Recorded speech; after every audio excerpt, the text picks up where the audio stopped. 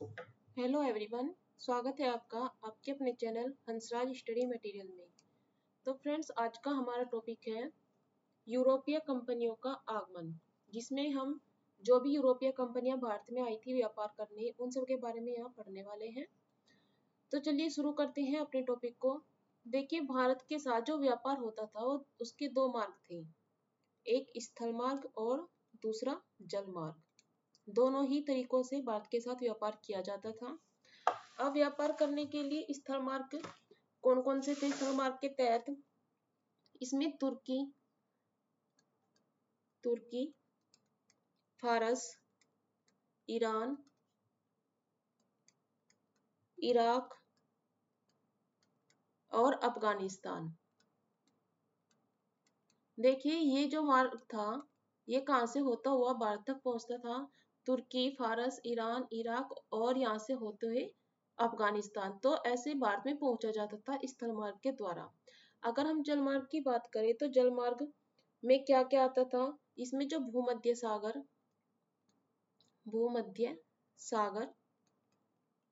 फारस की खाड़ी, लाल सागर, फारस की खाड़ी, तो यहाँ से होते हुए भारत पहुंचा जाता था। तो ये दो मार्ग थे भारत तक पहुंचने के। अब होता क्या है, 1453 में कुस्तुनतुनिया पर तुर्कों का अधिकार हो जाता है। तुर्क इस पर अपना अधिकार कर लेते हैं।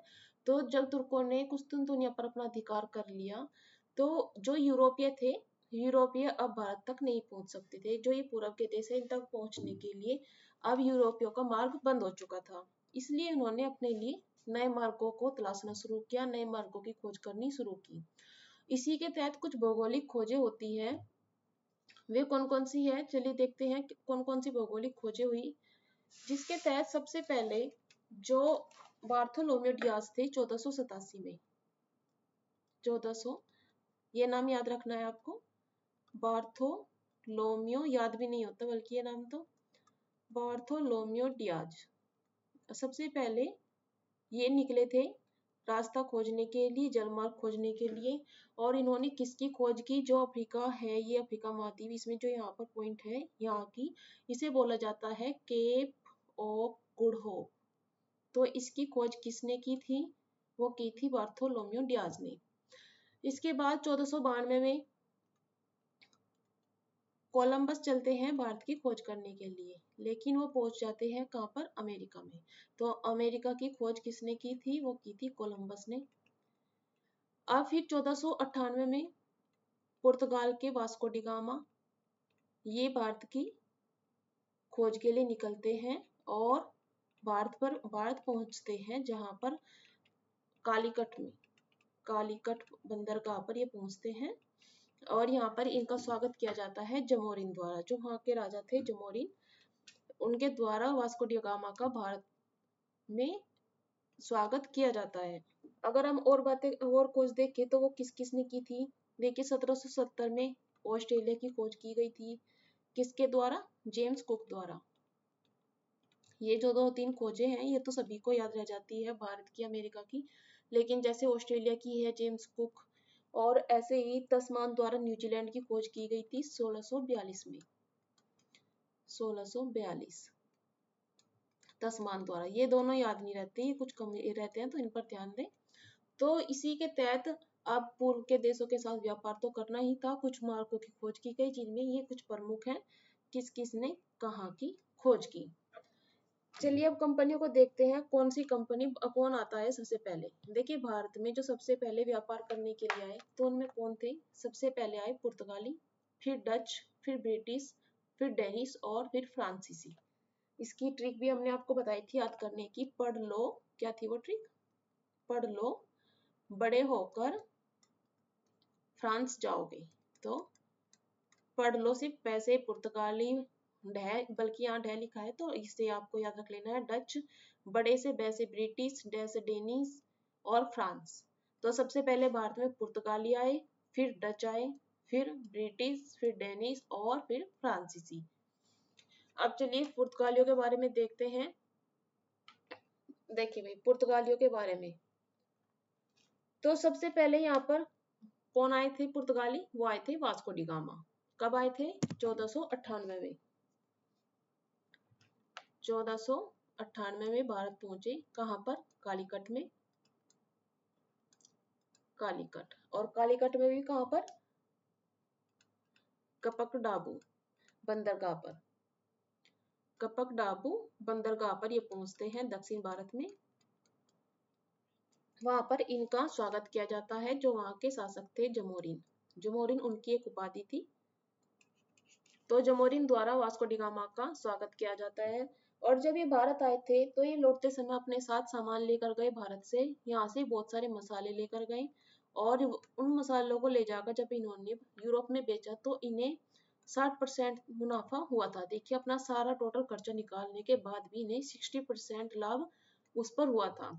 इतना सारा लाभ हुआ तो इसी कारण वे प्रोत्साहित हुए आगे भी यहाँ पर आने के लिए, यहाँ से सामान ले जाने के लिए, यहाँ पर व्यापार करने के लिए। इसी के तहत पेड्रो अल्वारेज कैब्राल यहाँ पर आते हैं भारत में। कब आए थे? 1500 में।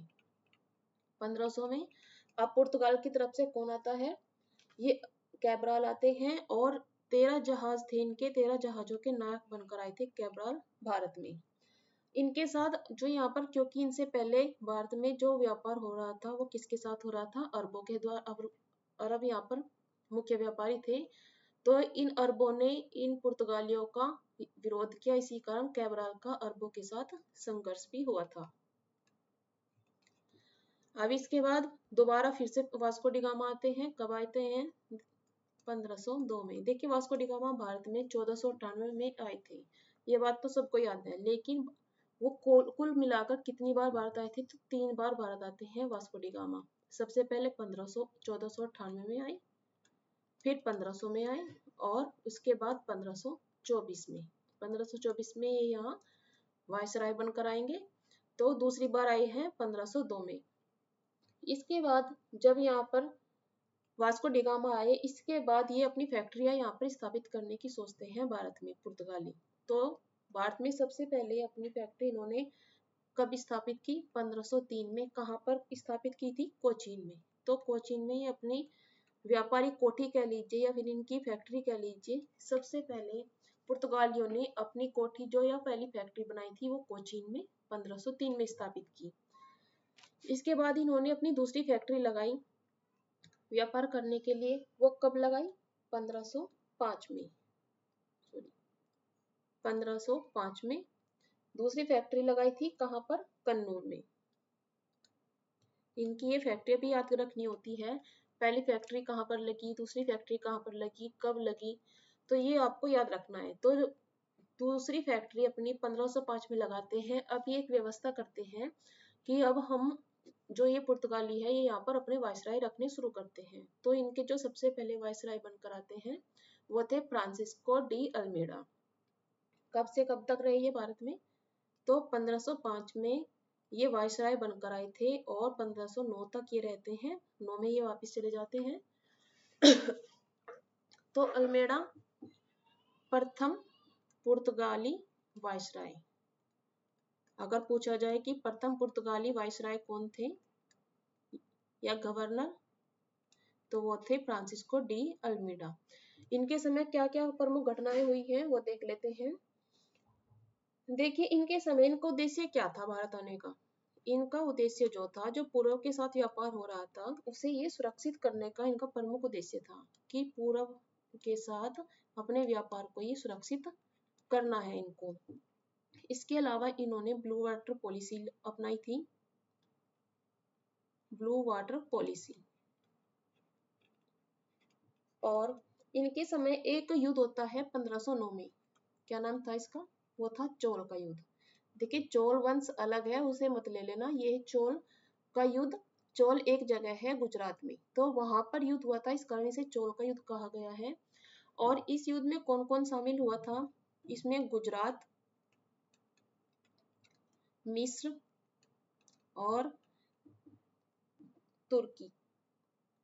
गुजरात, मिस्र और तुर्की, इन तीनों की संयुक्त सेना को ये जो फ्रांसिस्को डी अल्मेडा है ये हरा देते हैं। तो यहाँ पर जीत किसकी हुई थी? पुर्तगालियों की। पुर्तगालियों ने चोल के युद्ध में गुजरात, मिस्र और तुर्की इन तीनों की संयुक्त सेना को पराजित किया था। तो ये तो कुछ प्रमुख घटनाएं हैं फ्रांसिस्को डी अल्मेडा के समय, जो कि 1505 में भारत में प्रथम पुर्तगाली वायसराय बनकर आए थे। इनके बाद कौन आते हैं? इनके बाद आते हैं अल्फांसो डी अल्बुकर्क। कब आए? 1509 में ये भारत में वायसराय बनकर आए थे और कब तक रहते हैं? 1515 तक। इनके समय देखिए, जो अल्बुकर्क है, बेशक प्रथम गवर्नर अल्मेडा रहे हो, लेकिन वास्तविक संस्थापक पुर्तगाली शक्ति का कौन रहा है? वो अल्बुकर्क ही माने जाते हैं। अगर ये क्वेश्चन आए कि पुर्तगाली शक्ति का भारत में वास्तविक संस्थापक कौन है, तो आपको अल्बुकर्क ही बताना है। आ तो गए थे ये अल्मेडा से पहले ही। कब आए थे? 1503 में भारत आ गए थे, लेकिन जो वायसराय बनकर आए ये, वो बने थे ये दूसरे नंबर पर अल्मेडा के बाद में 1509 में। इनके समय क्या हुआ था? 1510 में ये गोवा पर अधिकार कर लेते हैं। ये देखिए, गोवा पर कब अधिकार हो जाता है पुर्तगालियों का? तो वो हो जाता है 1510 में।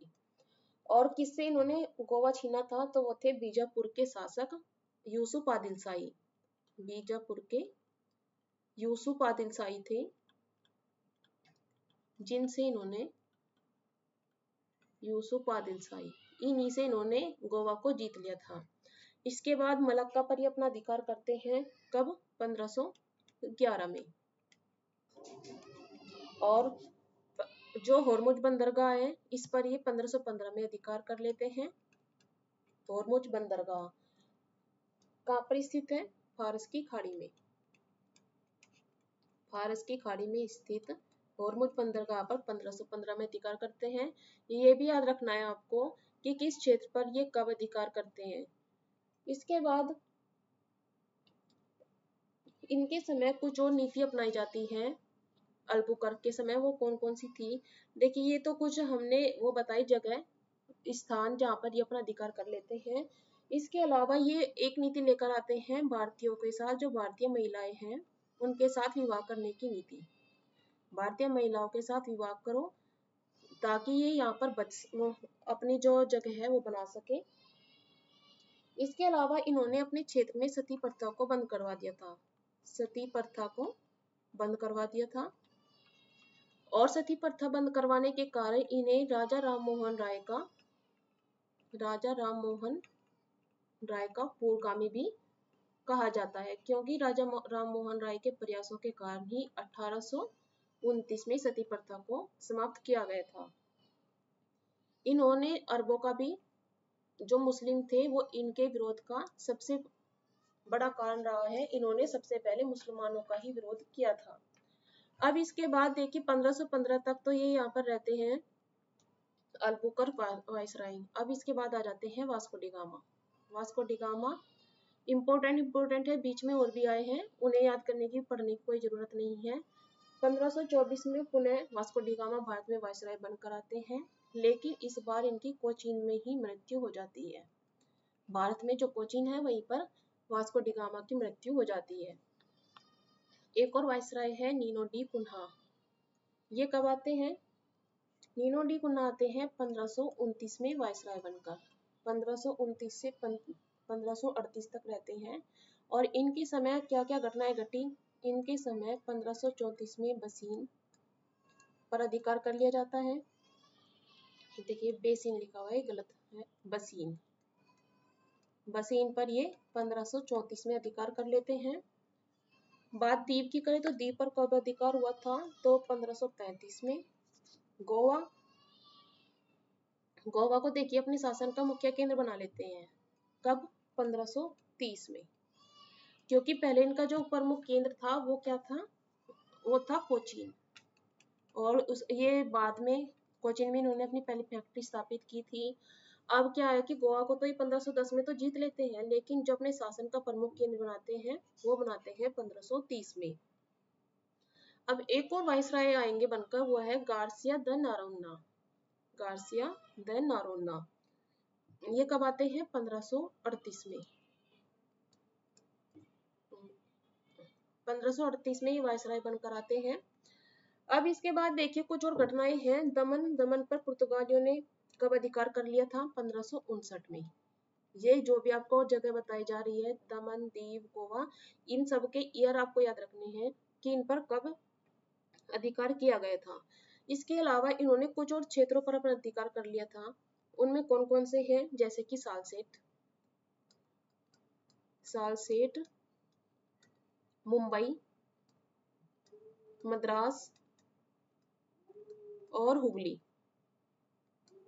इन क्षेत्रों पर भी इन्होंने अपना अधिकार कर लिया और अपनी फैक्ट्री स्थापित इन्होंने यहाँ पर कर ली थी। इसके अलावा देखिए अब क्या होता है, पुर्तगाल और स्पेन इन दोनों का विलय हो जाता है। ये भारत में अपना विस्तार कर ही रहे थे, तो इनका 1580 में पुर्तगाल का स्पेन में विलय हो जाता है। और जैसे ही स्पेन में इसका विलय होता है पुर्तगाल का, तो ये अपनी स्वतंत्रता खो बैठता है और जिसका सबसे बड़ा प्रभाव पड़ता है इनका भारत के साथ व्यापार पर। अब ये भारत के साथ अपने व्यापार पर इतना ध्यान नहीं दे पाते, यहाँ की जो कंपनी है उसे उतनी ज्यादा स्वतंत्रता, इतने अधिकार नहीं दे पाते। इसके अलावा अंग्रेज भी आ चुके थे तब तक भारत में, और अंग्रेज आ चुके थे तो इन्होंने सूरत पर अधिकार कर लिया। पुर्तगालियों को वहां से पराजित करके अंग्रेजों ने सूरत पर अधिकार करके अपनी फैक्ट्री स्थापित कर ली। मलक्का पर डचों ने अधिकार कर लिया, क्योंकि डच भी आ चुके थे। डच तो अंग्रेजों से पहले आ गए थे, तो मलक्का पर डच अधिकार कर लेते हैं। कब किया? 1641 में। 1641 में डचों ने अधिकार कर लिया मलक्का पर, और अंग्रेजों ने कब किया था? तो वो क्या था? 1612 में सूरत पर अधिकार। इसके अलावा जो मुगल है और मराठे, इन दोनों ने भी पुर्तगालियों का विरोध करना शुरू किया। मुगलों ने विरोध क्यों किया? देखिए शुरू में तो मुगलों का पुर्तगालियों के साथ अच्छे संबंध रहे हैं। जब अकबर थे तो अकबर के समय तो इनके अच्छे संबंध थे, लेकिन जब जहांगीर आए तो जहांगीर के समय ही सबसे पहले पुर्तगालियों के साथ संघर्ष हुआ था। अब इनका संघर्ष हुआ क्यों था ये देख लेते हैं। देखिए सूरत में ईसाई जहाज जा रहे थे। ईसाई अर्थात जो मुगलों के जहाज थे, तो 4 जहाजों को इन पुर्तगालियों ने लूट लिया था। इसी कारण जहांगीर इनसे गुस्सा हो जाते हैं और पुर्तगालियों को जहांगीर ने जितनी भी सुविधाएं दी थी वो सब सुविधाएं ये वापस ले लेते हैं। और जो इनके गिरजाघर बने थे आगरा और लाहौर में इन्होंने अपने चर्च स्थापित कर लिए थे, तो इन्हें भी बंद करवा दिया था जहांगीर ने। इसके अलावा इनको और संघर्ष मुगलों के साथ होता है, वो कब होता है? वो होता है शाहजहां के समय। शाहजहां के समय ये संघर्ष क्यों हुआ था? देखिए मुमताज महल की 1632 की बात है, और मुमताज महल की जो नौकाएं थी वो बंगाल में गई हुई थी। तो इनकी जो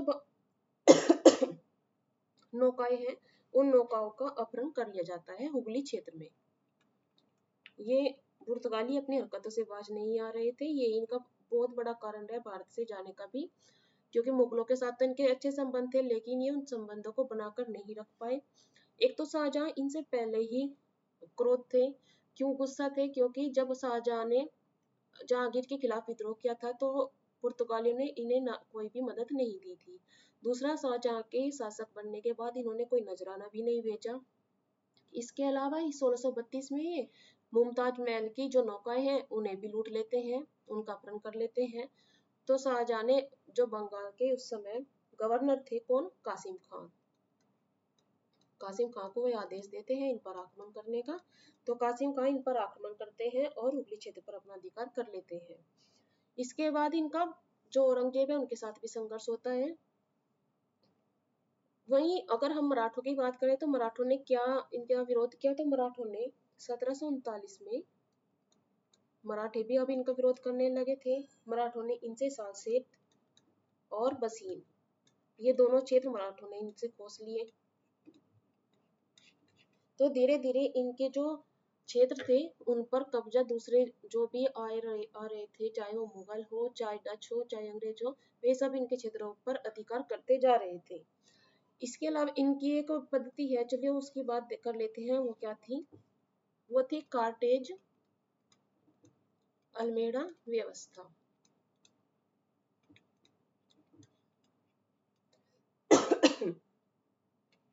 अब ये व्यवस्था क्या थी?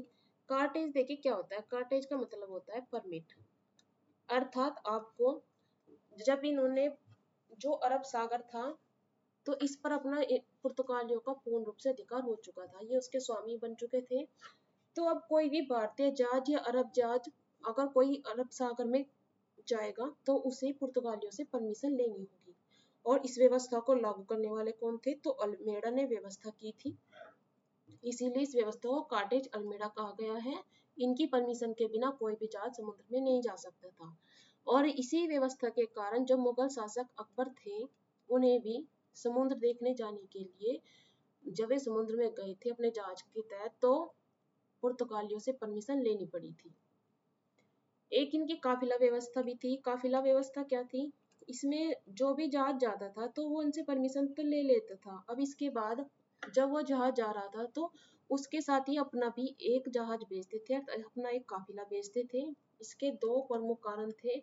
एक तो ये कहते थे कि हम आपको सुरक्षा प्रदान करेंगे, और दूसरा इनका प्रमुख कारण था उस जहाज पर निगरानी रखना, कहीं वो दूसरे यूरोपियों के साथ व्यापार तो नहीं करते, दूसरी जगह ना चला जाए।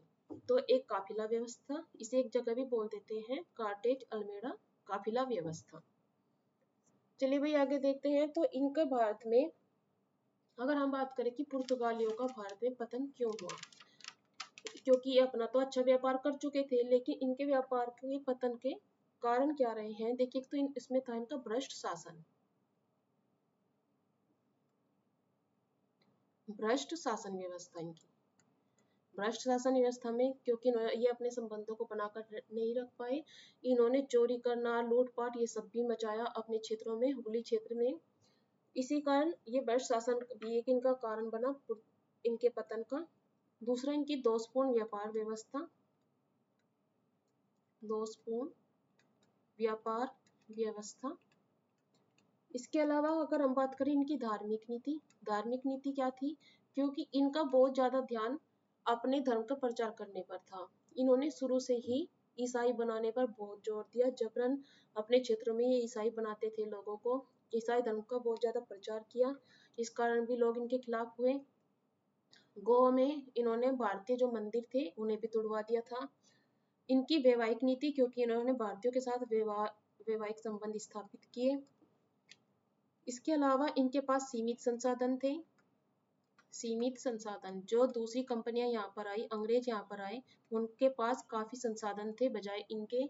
उनकी जो नौसेना शक्ति थी वो भी काफी अच्छी थी।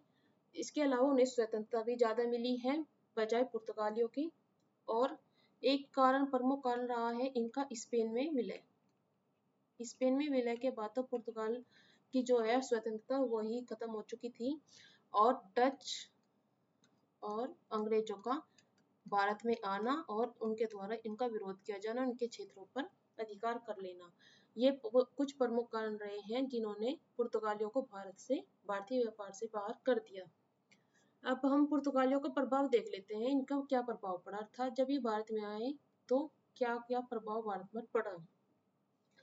देखिए इनके प्रभाव से एक तो सबसे पहले जो भारत जापान का व्यापार है, भारत और जापान, इनके व्यापार को बढ़ाने का श्रेय किसको जाता है, तो वो जाता है पुर्तगालियों को। दूसरा, धर्म परिवर्तन की गतिविधियां शुरू हुई। धर्म परिवर्तन की गतिविधियां क्या थी, ये हमने आपको अभी बताया कि ईसाई लोगों को ईसाई बनाना शुरू किया था, ईसाई बनने शुरू हुए थे इनके समय। इसके अलावा 1540 में इन्होंने गोवा में जो मंदिर थे वे भी तोड़वाए थे। ये इनके प्रभाव है। प्रभाव में ऐसा नहीं है कि हम अच्छी ही बातें देखेंगे, टोटली प्रभाव देखेंगे, जो सही हुआ वो भी और जो इन्होंने बुरा किया वो भी। तो गोवा के मंदिर तोड़वा दिए थे इन्होंने 1540 में। इसके अलावा कुछ वस्तुएं हैं जो भारत में ये लेकर आए, वो कौन कौन सी, अगर हम बात करें मध्य अमेरिका से ये क्या क्या लेकर आए भारत में, इनके थ्रू क्या आया था मध्य अमेरिका से, तो वो है तंबाकू। ये चीजें आपको याद रखनी है क्योंकि इनसे कई बार क्वेश्चन बनता है कि पुर्तगाली भारत में क्या क्या लेकर आए थे। तंबाकू, मूंगफली, आलू, मक्का और पपीता, ये कुछ वस्तुएं हैं जो पुर्तगाली भारत में लेकर आए मध्य अमेरिका से। इसके अलावा पपीता और अमरूद, देखिए अमरूद भी ये लेकर आए थे। और अन्य जगह, ये तो है मध्य अमेरिका से आई, और कुछ अन्य क्षेत्रों से भी ये वस्तुएं लेकर आए। वो कौन कौन सी थी, जैसे कि बादाम, लीची, और संतरा, अनानास, काजू। तो ये सारी वस्तुएं भारत में कौन लेकर आया? पुर्तगाली। इसके अलावा प्रिंटिंग प्रेस का भी विकास भारत में पुर्तगालियों ने ही किया था। कब? 1556 में। Printing press. तो ये कुछ प्रभाव है, कुछ वस्तुएं हैं जो पुर्तगालियों के कारण भारत में आए थे। तो ये तो आज हमने पढ़ा पुर्तगालियों का प्रभाव। जो भारत में पुर्तगाली कंपनी आई थी उसके बारे में हमने टोटल पढ़ा। यहाँ उनके कौन कौन वायसराय हैं, कहाँ पर इन्होंने अपनी फैक्ट्री स्थापित की थी, इनके क्या प्रभाव है, क्यों ये भारतीय व्यापार से बाहर हो गए थे। अब इसके बाद जो डच, ब्रिटिश, डेनिश और फ्रांसीसी, उन्हें हम इसके सेकंड पार्ट में कंप्लीट करेंगे। तो आज का टॉपिक तो हम ये खत्म करते हैं, इसके दूसरे पार्ट को देखेंगे नेक्स्ट वीडियो में। चलिए मिलते हैं। अगर आपको हमारा टॉपिक पसंद आता है तो प्लीज़ लाइक शेयर करना ना भूलें और हमारे चैनल को सब्सक्राइब करें। Thank you.